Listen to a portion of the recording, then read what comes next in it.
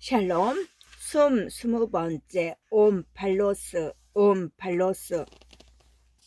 주여, 주의 앞에 나아가 오늘 하루를 묵상하는 저의 마음을 밝게 비추시어 만사에 깃든 주의 은총을 더 뚜렷이 보게 해 주소서.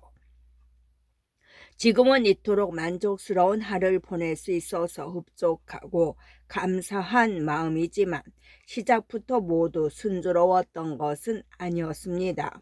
오늘 아침 비행기 편으로 도착했을 때는 영 기분이 좋지 않았습니다. 공항 터미널에서 나와 택시 승차장을 찾는 저를 보고 길을 잃었다고 지레 짐작한 어떤 남자가 다가와 저를 도와주려고 했습니다. 그러나 그가 시카구는 여자 혼자 여행할 만한 도시가 아니라고 설교하는 것을 듣고 발끈한 나머지 몽골리아에서도 혼자서 잘만 돌아다녔으니 시카구 정도는 별거 아니라고 쏘아붙이고 말았습니다.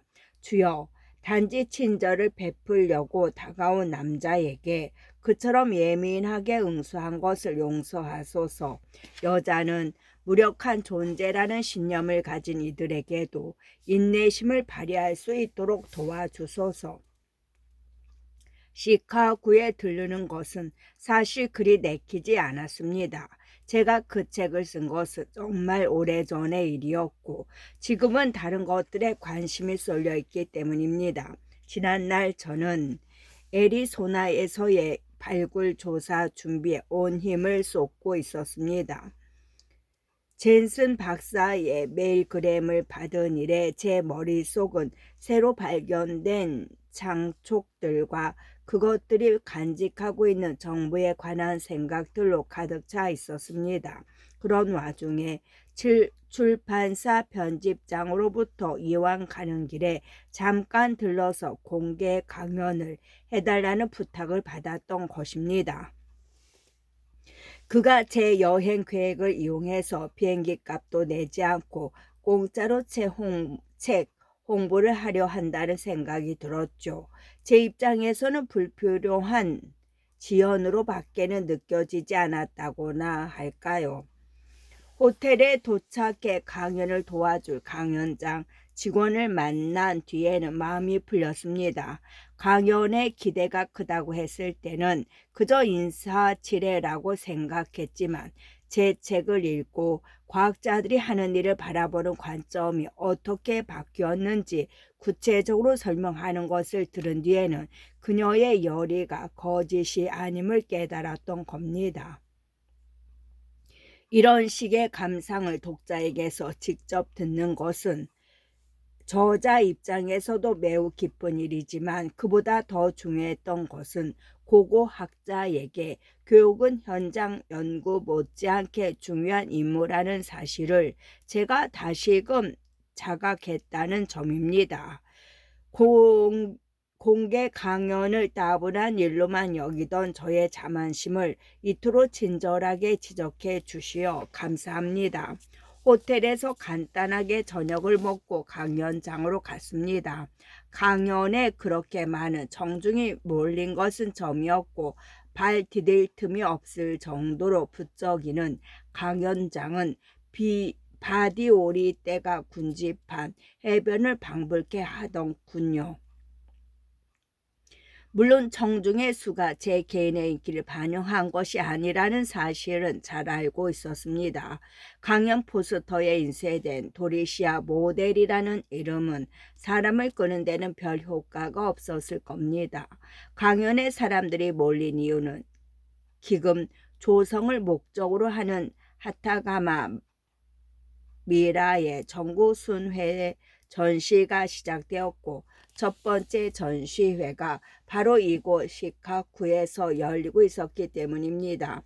그래서 지금 고고학은 일반인들 사이에서도 화제였고 저는 그 혜택을 입은 것에 불과합니다. 물론 저는 개의치 않았습니다. 이유가 무엇이든 그렇게 많은 청중과 접할 수 있는 기회가 생기는 것은 기쁜 일이기 때문입니다.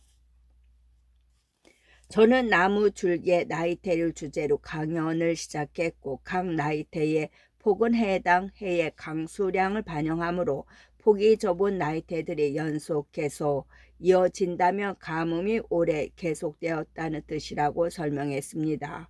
따라서 나이테가 있으면 그 나무를 발목한 해부터 거꾸로 세기 시작해 사람의 수명을 훌쩍 넘길 정도로 오래된 과거까지 거슬러 올라가는 기후 패턴의 연대표를 작성할 수 있습니다. 과거는 이 세계에 여러 흔적을 남겨놓았고 우리는 그것을 읽어내는 방법을 알기만 하면 됩니다. 그런 다음에는 나무들 사이의 나이테 패턴을 비교하는 교차 연대법에 관해 설명했습니다. 그러면서 각기 다른 두 개의 나무 조각에서 폭의 변동이 서로 일치하는 나이테가 나타난 경우를 예를 들었습니다. 한쪽은 최근에 벤 나무의 중심 가까운 곳에서 다른 쪽은 오래된 건물에 쓰인 목재의 가장자리에서 발견한 것이지만 나이테 덕에 이 두 나무의 생육기간이 겹친다는 것을 알 수 있었습니다. 전자가 아직 어린 나무였을 무렵 후자는 이미 다 자란 상태였지만 이 두 나무는 강우량이 풍부했던 시기와 가물었던 시기를 함께 경험했습니다. 오래된 나무 쪽의 나이테를 조사하면 어린 나무보다 더 이전 시절의 기후 패턴까지도 확인이 가능합니다. 교차 연대법이 있는 덕에 우리는 더 이상 개개 나무의 나이테에만 의존하지 않아도 됩니다. 고고학자들은 아주 오래된 건물에 쓰인 제목들을 조사하면서 나이테의 패턴을 비교했습니다. 굳이 기록에 의존하지 않아도 독일의 드려 대성당 꼭대기에 사용된 목재들은 1074년에 발목된 나무들을 가공한 것이었고 성당 지하실에 있는 것들은 1042년에 벌목된 나무들로부터 왔다는 사실을 알아낼 수 있었죠.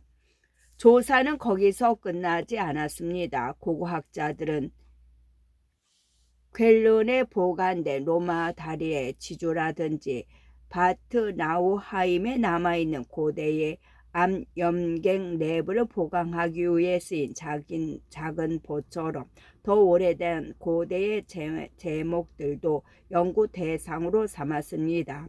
모든 제목은 자연에 의해 쓰인 역사의 일부이며 그리스도 탄생 시까지 거슬러 올라가는 강우력을 제공해 줍니다. 그러나 그보다 훨씬 오래된 선사시대의 목재를 연구하는 일은 쉽지 않습니다. 늪지에 잠겨 보존된 나무나 고고학 발굴 현장에서 나온 기둥, 때로는 혈거인들의 화덕에서 발견된 큼지막한 목탄 덩어리 같은 것들까지 찾아봐야 하기 때문입니다. 저는 이 작업을 조각 그림 맞추기에 비유했습니다. 이따금 서로 들어맞는 조각들이 여러 개 나왔지만 기본 연대와 연결시켜주는 조각이 나오기 전까지는 이것들이 어느 시기에 속한 것인지 알 수 없었습니다. 고고학자들은 이런 식으로 공백 부분을 메워왔습니다. 그 결과 끊김없이 이어지는 나이테의 기록은 5,000년을 돌파했고 급기야는 7,000년에 도달했습니다. 저는 나무 조각 하나를 조사해서 그것이 지금으로부터 8,000년 전에 벌목된 나무의 일부라는 사실을 확인한다는 것이 얼마나 큰 흥분을 불러일으키는지에 대해 얘기했습니다. 그러나 그런 경험조차도 그보다 몇 세기 더 전의 나무 표본을 조사할 때 느껴지는 흥분감에 비하면 아무것도 아닙니다. 당시의 나무 줄기들에는 나이테가 멈추는 지점이 있기 때문입니다. 현존하는 가장 오래된 나이테는 지금으로부터 8,912년 전에 형성된 것입니다. 저는 그보다 더 오래된 나이테는 존재하지 않는다고 청중에게 단언했습니다. 그 해야말로 당신이 천지를 창조한 해이기 때문입니다. 그 시대에 있었던 모든 나무의 중심에는 둥글고 아무 무늬도 없는 등질의 목심이 존재할 뿐이며 나이테가 없는 이 부분의 지름은 천지 창조의 순간에 생겨난 해당 나무의 크기를 나타냅니다. 이 태초의 나무들은 묘목에서부터 큰 나무로 자라난 것이 아니라 당신의 손에 의해 직접 창조된 것들입니다. 그리고 저는 이런 나이테의 결연은 아타카마 미라에서 볼 수 있는 배꼽의 결연 못지않게 큰 의미가 있다고 말했습니다. 사실 나무의 단면은 해골이나 미라의 형태로 남은 인간의 유해를 통해서는 알아낼 수 없는 일들까지 우리에게 알려줍니다. 나이테 측정법이 없었다면 우리는 이런 태초의 인간들이 언제 출현했는지 알아내지 못했을 겁니다. 그 유해들의 존재는 인류가 이 세계의 모든 곳에서 창조되었다는 사실을 알려줄 뿐이지만 나무의 단면들은 그런 일이 정확히 언제 일어났는지 우리에게 알려주기 때문입니다. 나이테가 없는 나무와 배꼽이 없는 인간들의 존재는 경이롭고 놀라운 일인 동시에 논리적인 필연입니다. 청중의 이해를 돕기 위해 저는 그렇지 않았을 경우를 상상해 보라고 말했습니다. 주가 목심까지 모두 나이테가 있는 태초의 나무들을 창조했다면 그것은 어떤 의미겠습니까? 그것은 당신이 존재하지도 않았던 여름과 겨울의 증거를 자신의 피조물 안에 담겨두었다는 얘기가 됩니다. 그런 행위는 기만이며 이마에 흉터가 있는 태초의 인간을 창조함으로써 그 인간이 실제 경험한 적이 없는 어린 시절의 부상의 흔적을 남겨두는 행위와 다르지 않습니다. 그런 날조된 기억을 뒷받침하려면 당신은 존재하지 않았던 그의 어린 시절에 그를 키운 부모의 무덤까지 만들어내야 합니다. 그리고 그런 부모를 낳은 부모들도 당연히 존재해야 하므로 조 부모들의 무덤까지 만들어내야 합니다. 이런 식의 일관성을 유지하려면 과거에 존재했던 무수히 많은 세대의 뼈를 땅에 묻어야 합니다. 아무리 깊이 파도 한 삽시 뜰 때마다 조상의 무덤을 건드리는 것을 피할 수 없을 정도로 수많은 뼈를 말이죠. 결국 지구는 무한한 뼈 무덤이 되어버렸을 겁니다.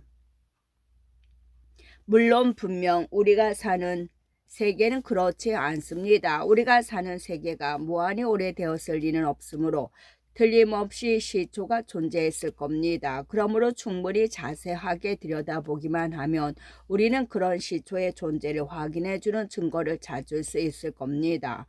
나이테가 없는 나무와 배꼽이 없는 인간의 존재는 그런 논리의 정당성을 입증할 뿐만 아니라 우리에게 그 이상의 정신적인 안도감을 줍니다. 저는 청중에게 아무리 깊게 파고 들어가도 계속해서 과거 시대의 흔적이 나오는 세계에서 사는 것을 상상해 보라고 말했습니다. 10만, 100만, 1000만 년처럼 세월을 나타내는 숫자가 의미를 잃을 정도로 오래된 과거가 존재했다는 증거와 직면한다고 상상해 보라고 말입니다. 그럴 경우 누구나 시간에 대항해서 표류하는 조난자처럼 넋을 잃지 않을까요? 설령 제 정신을 유지할 수 있다 해도 남는 것은 절망뿐일 겁니다. 그러나 우리는 그런 식으로 표류하고 있지는 않습니다. 이미 닻을 내리고 해저의 깊이를 확인했기 때문입니다. 당장 볼 수는 없지만 해안선이 가깝다는 것도 압니다. 우리는 당신이 어떤 목적으로 우주를 창조했는지 알며 우리에게 안착할 항구가 있다는 사실 또한 압니다. 우리의 항해 수단은 과학적 탐구이며 제가 과학자가 된 건 역시 우리를 창조한 당신의 목적을 발견하고 싶었기 때문입니다. 강연이 끝나자 박수가 쏟아졌습니다. 기분이 좋았다는 것을 인정합니다. 저희의 이런 자만을 용서하소서. 사막에서 뼈를 발굴하듯 대중 앞에서 강연을 하든 제가 하는 모든 일은 나 자신의 영광이 아니라 주의 영광을 위한 것임을 기억하게 하소서. 나의 임무는 주의 역사의 아름다움을 사람들에게 보이고 그럼으로써 그들이 주에게 더 가까이 다가갈 수 있도록 하는 것임을 절대 잊지 말게 하소서. 주의 앞에 나아가 오늘 하루를 묵상하는 저의 마음을 밝게 비추시어 만사에 깃든 주의 은총을 더 뚜렷이 보게 해주소서. 오늘은 주의 장엄함을 상기시키는 일들로 가득 찬 하루였습니다. 저는 이 사실에 감사한 한편 불안을 떠칠 수 없었습니다. 시작은 사촌인 로즈메리와 그 남편인 엘프리드와 함께한 아침 식사였습니다. 자주 그러지는 못해도 저는 언제나 로즈메리와의 만남을 즐깁니다. 고고하기 여자에게도 어울리는 직업이라고 생각하는 친척 만날 때마다 제가 언제 결혼하고 언제 아이를 낳을 작정인지 캐묻지 않는 친척을 적어도 한 명 내려주신 것에 감사합니다. 로즈메리는 자기 가족의 근황을 들려준 다음 나와 함께 아침을 먹자고 한 데는 또 다른 이유가 있었음을 밝혔습니다. 지난주에 유물을 하나 샀는데 알프레드는 그게 가짜라는 거야. 내가 그렇게 생각한 건 가격표 탓이야. 엘프레드가 말했습니다. 너무 싸서 믿기 힘들다면 믿지 말지어다. 이게 내 좌우명이거든. 그래서 너라면 흑백을 가려줄 수 있을지도 모른다고 생각했어. 로즈마리가 말했습니다. 저는 기꺼이 유물을 감정해 주겠다고 대답하였죠. 식사를 마친 후 로즈메리는 프린트로 가서 호텔 직원에게 맡겨두었던 상자를 가지고 오더군요. 우리는 인적이 드문 로비 구석으로 가서 앉았습니다. 상자 안에는 1야드 정도의 모슬린 천으로 둘둘만 사슴의 대퇴골이 들어있었습니다. 엄청나게 오래되었지만 보존 상태는 아주 좋았고 저는 한눈에 이것이 보통 대퇴골이 아님을 간파했습니다. 다 자란 성체의 뼈인데도 연골, 성장판이 닫히며 남은 흔적인 뼈끝선이 아예 없었기 때문입니다. 이 대퇴골은 지금보다 짧았던 적이 전혀 없었고 이 대퇴골의 소유주였던 사슴은 새끼였던 적이 전혀 없었다는 뜻입니다. 그것은 주의 손에 의해 처음부터 성체 상태로 창조된 태초의 사슴의 대퇴골이었습니다. 저는 로즈메리와 엘프레드에게 이것이 진짜라고 말했습니다. 로즈메리는 의기양양한 기색이었고 엘프레드는 머쓱한 표정을 짓더군요. 두 사람 모두 저를 의심했는지 별말은 하지 않았지만 나중에 이들 사이에 간 대화가 오가리라는 점은 분명했습니다. 저는 고맙다고 말한 로즈메리에게 별것 아니라고 대답하고 되물었습니다. 그런데 이런 걸 어디서 샀어? 미라 전시회에 갔다가 너 그런 걸 많이 봐서 익숙할지도 모르지만 정말이지 멋진 전시회였어. 이 뼈는 전시회 측에서 운영하는 기념품 가게에 갔을 때 보고 산 거야. 보통은 엽서나 미라에 관한 책을 팔기 마련인데 유물을 팔더라고. 조개나 홍합 껍데기가 대부분이었는데 이런 동물뼈라든가 전복 껍질처럼 특이한 것들도 있었어.